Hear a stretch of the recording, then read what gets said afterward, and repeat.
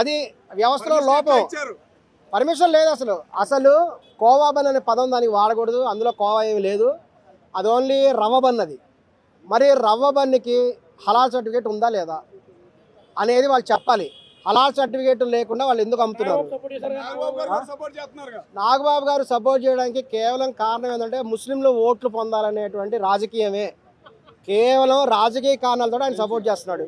ఇప్పుడు ప్రతివాడు వలి దగ్గరికి వెళ్తాడు. ఆయనకి ఎందుకు సపోర్ట్ చేస్తారండి? తెలంగాణలో వస్తే పగలగొడతారు. ఏంది ఆయన చేసిందేంటి? ఆ బన్నులు తీశారు. బన్నుల్లో నీళ్లుగా ఉన్నాయి. బన్నులు తడిసిపోయి మెత్తగా తడిసిపోయినాయి. అది ఆయన కావాలని చేసి ఉంటా పోవచ్చు. ఎప్పుడో దూరం నుంచి తీసుకొచ్చారు. 5 రోజుల నుంచి పెట్టారు. బండ్లు ఎలా అవుతాయి చెప్పండి? అవి బయట హైదరాబాద్లో ఉండే బండ్లు కాదు. అవి ఎక్కడో డూప్లికేట్ బండ్లు తయారు చేసి తీసుకొచ్చారు. అదంతా బూజు వచ్చింది. ఆ కోవా అనేది ఉడకబెట్టారు. అందులో ఏమేమి వేశారో తెలీదు.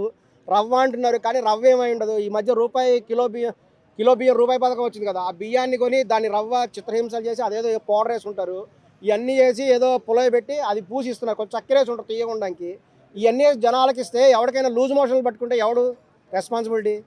సో మరి కోవా బన్ను ఈ బన్ను ఇవ్వడానికి అసలు వాళ్ళకి అధికారం ఎవరు ఇచ్చారు? మరి ఫుడ్ సేఫ్టీ అధికారులు ఏం చేస్తున్నారు? ఫుడ్ సేఫ్టీ అధికారులు రెస్పాన్స్ తీసుకోవాలి. కానీ మరి ముస్లిం పెద్దలు కూడా మాకు చాలా విలువిస్తున్నారు తెలుగు రాష్ట్రాల్లో అని కూడా అంటున్నారు. మరి వాళ్ళ గురించి ఏమంటారు? మేము చాలా గౌరవిస్తున్నాం. మేము ముస్లిమ్స్కి గౌరవిస్తున్నాం. గౌరవం ఇవ్వట్లేదు ఎవరు అనట్లేదే. అదే అతను పాలకోవా తీసుకోవా అని పాట పాడుతున్నాడే. మరి ఆ పాట ఉర్దూలో ఎందుకు పెట్టలేదు? హిందీలో ఎందుకు పెట్టలేదు? అంటే ఆయన టార్గెట్ హిందూస్ అనే కదా. తెలుగులో పాట ఎందుకు పెట్టాడు? దూదుకోవా అని పాట ఎందుకు పెట్టలేదండి? లేజావో ముస్సే లేజావో అని ఎందుకు పెట్టుకోలేదు ఆయన?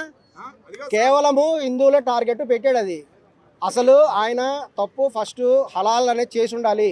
ముస్లిం ప్రొడక్ట్స్ హలాల్ చేసి ఉండాలి. హలాల్ అంటే ఏంటంటే మతపరమైనది అని ఒక ఉద్దేశం అయినా మరొక ఉద్దేశంలో ఐఎస్ఐ సర్టిఫికేట్ వంటిది. ఒక ఐఎస్ఐ సర్టిఫికేట్ ఉంటే ఎలా స్టాండర్డ్ అని భావిస్తారో హలాల్ అని ఉంటే అలాగే సర్టిఫికేట్ అని భావిస్తారు. అది